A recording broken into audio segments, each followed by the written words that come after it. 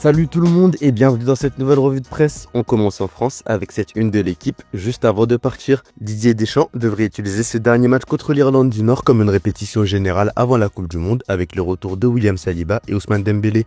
L'objectif sera de retrouver plus de continuité que face à la Côte d'Ivoire et de régler l'équilibre du 4-2-3-1 avant les chocs contre le Sénégal. Le match servira aussi à mieux intégrer Dembélé dont le rôle en équipe de France reste différent de celui qu'il a au PSG. Un Dembélé avec une influence grandissante comme l'écrit le journal. Longtemps considéré comme l'un des cadres de l'équipe de France, Ousmane Dembélé a pris une nouvelle dimension ces derniers mois, notamment grâce à son ballon d'or remporté en septembre.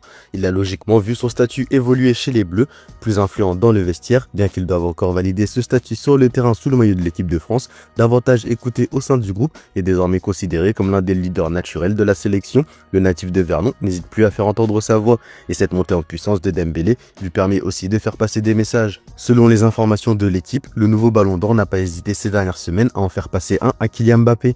L'attaquant parisien estime que son coéquipier devra fournir davantage d'efforts défensifs sous le maillot bleu qu'il ne peut le faire en club afin de s'inscrire pleinement dans la dynamique collective mise en place par Didier Deschamps. Toujours selon le quotidien, ce message a parfois été transmis sur le ton de l'humour, parfois avec davantage de sérieux pour se faire comprendre. Une manière pour Dembélé de rappeler les exigences du groupe France et l'importance du sacrifice collectif, devenu l'un des marqueurs forts du français avec Luis Enrique au PSG.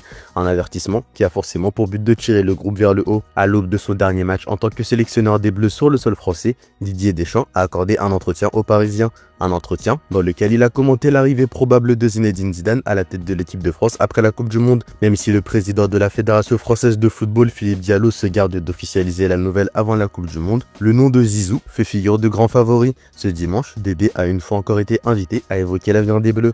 Quel conseil pourrais-je donner à mon successeur? Quand on me sollicite, je suis disponible. Avant de devenir sélectionneur de la Belgique, Rudy Garcia, qui n'avait jusqu'ici entraîné qu'en club, m'a sollicité. Je n'ai aucun conseil à donner, confie Deschamps. Sur la question de savoir si l'impact médiatique et populaire autour de l'arrivée de Zidane pouvait le toucher ou l'irriter, Deschamps a également répondu « Par rapport au temps qu'on a passé ensemble, il y aura toujours du respect. J'en parle parce que vous me posez la question. Mais est-ce que ça sert le moment présent, l'équipe de France et la préparation de la Coupe du Monde? Je ne pense pas. » On part en Espagne à présent où ce dimanche était très attendu par les supporters du Real Madrid. Victoire placard de Marca. Les socios s'étaient appelés aux urnes pour élire leur nouveau président avec un choix entre la réélection de Florentino Pérez et son opposant Enrique Riquelme, porteur d'un projet ambitieux. Sans surprise, l'incontournable Florentino Pérez a été réélu malgré des derniers mois très mouvementés face à son unique adversaire Enrique Riquelme. Le dirigeant estime que cette victoire renforce sa légitimité. De son côté, Riquelme, candidat malheureux, a tout de même tenu à féliciter son adversaire. Je veux féliciter Florentino Pérez pour sa victoire. Le Real Madrid ne restera pas 20 ans sans élection. Il faut continuer à mettre les Cesios au centre de tout. Merci beaucoup à tout le monde. Je tends la main avec tout le respect dû au Real Madrid et à son président. Dans le journal AS, on note une participation massive après plus de 20 ans sans vote. Plus de 33 000 membres du Real Madrid ont voté pour l'élection présidentielle. Ce chiffre est proche de celui de 1995 où 34 951 membres s'étaient rendus aux urnes. La mobilisation a été très forte dès l'ouverture des bureaux de vote à 9h avec des milliers de personnes qui attendaient parfois plus d'une heure dans des files dépassant 100 mètres. Cette élection marque un retour significatif de la démocratie au club avec un engagement historique des membres. Suite à la victoire de Pérez, José Mourinho va officiellement être présenté comme le nouvel entraîneur du Real Madrid dans les prochaines heures ou demain au plus tard. Il signe pour 2 saisons plus une option en automatique s'il remporte un championnat. Le Real Madrid paiera aussi 15 millions d'euros à Benfica, la clause de 7 millions ayant expiré le 26 mai. Mourinho veut travailler vite et a déjà envoyé ses demandes au président avec une préférence pour des joueurs affamés, ambitieux et sans trop d'ego. Il souhaite commencer la saison rapidement pour définir les derniers transferts. Les premières recrues confirmées sont Ibrahima Konaté qui va s'engager pour 4 ans, Denzel Dumfries et Nico Paz. Comme annoncé ces derniers jours, le président du Real Madrid prévoit aussi un galactique avec une offre d'au moins 150 millions d'euros pour Michael Olise du Bayern Munich, même si le club bavarois refuse de vendre et fixe un prix de 200 millions. D'autres noms comme Vitinha, João Neves et Gvardiol ont aussi été évoqués, mais Olise reste le grand élu. En tout cas, Pérez promet une nouvelle génération de stars pour améliorer son équipe. Mais cela devra se faire sans les 2 joueurs du PSG puisque le club parisien n'est pas vendeur. Le journaliste Fabrizio Romano a annoncé que les 2 Portugais sont intouchables. Le Paris Saint-Germain souhaite conserver sa structure pour aller gagner une 3e Ligue des Champions et n'écoutera aucune offre. Et ce, quel que soit le montant proposé par les prétendants, il n'y a même pas de prix de vente fixé puisque le PSG n'écoutera aucune proposition. Le message est passé. On reste en Espagne, mais en Catalogne cette fois, où Cucurella attend toujours le Barça. Le latéral gauche veut quitter Chelsea et rejoindre le FC Barcelone, où Hansi Flick l'apprécie pour sa qualité technique, physique et tactique. Cependant, son arrivée au Barça dépend du départ d'Alejandro Balde, qui restait sceptique à l'idée de partir malgré sa perte de temps de jeu cette saison. Chelsea valorise Cucurella entre 40 et 50 millions d'euros, un prix jugé raisonnable après l'investissement de 68 millions en 2022. Plusieurs clubs européens suivent sa situation, notamment Manchester City, Manchester United, le Real Madrid et surtout l'Atlético de Madrid, club le plus insistant.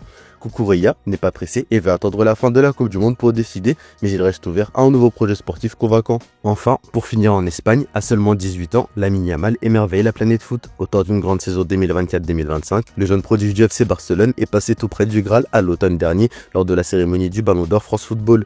Finalement, l'ailier catalan a terminé à la seconde place du podium derrière Ousmane Dembélé. Dans une vidéo postée sur sa chaîne YouTube, Yamal est revenu sur cette soirée et visiblement n'en garde aucune rancœur, estimant par ailleurs que son moment arrivera sans doute plus tard. Honnêtement, je pensais que j'allais le remporter ce jour-là. Avec le recul, je ne pense pas que c'était le bon moment pour moi de le remporter. J'étais encore un gamin et je n'aurais probablement pas su apprécier ce que ça signifie vraiment de remporter un ballon d'or. Voyons si cette année sera la mienne. Le crack espagnol a ensuite rajouté: cela m'a aidé à me relever car j'étais dans une mauvaise passe. Je crois que j'ai beaucoup mûri à partir de là. J'ai changé beaucoup de choses dans ma vie. En plus, j'étais vraiment heureux pour Ous, avec qui je m'entends très bien. Direction l'Angleterre à présent. Thomas Tuchel a nommé Declan Rice comme vice-capitaine de l'équipe d'Angleterre derrière Harry Kane. Le milieu d'Arsenal fait partie du groupe de cadres des Lions et est vu par Tuchel comme le prochain capitaine après Kane, qui aura 33 ans le mois prochain. Tuchel a révélé qu'il lui avait déjà dit lors d'un match amical contre les Pays-Bas l'année dernière quand Rice avait porté le brassard en l'absence de Kane. Rice est considéré comme un joueur intouchable aux côtés de Kane et exerce une forte influence dans le groupe. Côté terrain, Thomas Tuchel a réaffirmé que Jude Bellingham n'a pas de place de titulaire garantie pour l'Angleterre à la Coupe du Monde malgré son statut de joueur phare de la sélection anglaise. Le milieu de terrain du Real Madrid n'a pas débuté contre la Nouvelle-Zélande, Morgan Rogers lui étant préféré au poste de numéro 10 derrière Harry Kane. Bellingham reste l'un des 14-15 joueurs potentiels pour démarrer les matchs, mais il va devoir encore se battre pour sa place face à la concurrence. Loin des terrains, mais proche de leur camp de base en revanche, dans la nuit de vendredi à samedi à Kansas City, 9 personnes ont été blessées par balle. La fusillade s'est produite vers 4h du matin sur Trost Avenue, à seulement quelques mètres du centre d'entraînement et de l'hôtel de l'équipe d'Angleterre. En effet, les Lions doivent séjourner à cet endroit pendant le mondial et cela provoquerait une panique comme l'indique The Athletic. Les médias locaux ont cependant indiqué que la fusillade n'aurait aucun lien avec la sélection anglaise, mais l'inquiétude reste présente à quelques jours du coup d'envoi du mondial. On termine cette revue de presse avec une grosse frayeur. Déchirant titre extra bladet alors que le Danemark ne s'est pas qualifié pour la Coupe du Monde 2026. Il affrontait l'Ukraine ce dimanche en amical. Un match suspendu à l'heure de jeu sur un avantage de 2-1 des Danois après que Christian Eriksen se soit écroulé au sol. Des images qui font forcément froid dans le dos. Il y a 5 ans, durant l'Euro 2020, en juin 2021, le milieu offensif danois Christian Eriksen s'était déjà écroulé au sol contre la Finlande. Victime d'un arrêt cardiaque, il a alors vu sa carrière être mise entre parenthèses avant de rebondir par la suite à Brentford, Manchester United et dernièrement Wolfsburg. Le médecin de la sélection danoise a rassuré sur l'état de santé du milieu et expliqué les raisons de cet accident. Christian se porte bien et a quitté le terrain par ses propres moyens. À mon avis, son stimulateur cardiaque fonctionne correctement. Il a brièvement perdu connaissance, mais il a rapidement reprise et nous avons pu le constater immédiatement. Il doit maintenant subir des examens complémentaires à l'hôpital afin de déterminer les causes de l'incident. Nous sommes en contact permanent avec lui et les médecins de l'hôpital. Christian va bien et m'a demandé de saluer tous les joueurs et de leur dire qu'il allait bien, a-t-il confié. Voilà, c'est tout pour aujourd'hui. Bonne journée à tous, merci de votre fidélité. On se retrouve en fin d'après-midi pour le JT Foot Mercato.